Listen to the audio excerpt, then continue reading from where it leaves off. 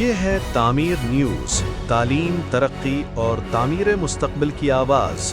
ہر سال کی طرح امسال بھی doctor Allama Iqbal high school and junior college Kurundwad میں ادارے کے بانی مرحوم الحاج ابراہیم زین العابدین پٹیل صاحب کی یاد میں محفل خراج عقیدت و محفل دعا کا پروقار اہتمام کیا گیا۔ اس موقع پر ادارے کے چیئرمین محترم زکریا پٹیل صاحب، سیکریٹری محترم جاوید پٹیل صاحب، محترم سراج الدین پٹیل، محترم عصمت پاشا پٹیل، محترم ذاکر پٹیل اور تابش پٹیل بطور مہمان خصوصی موجود تھے۔ محفل کا آغاز تلاوت کلام پاک سے ہوا، جو 11ویں جماعت کے طالب علم ثاقب چوغلے نے نہایت خوش الہانی سے پیش کی۔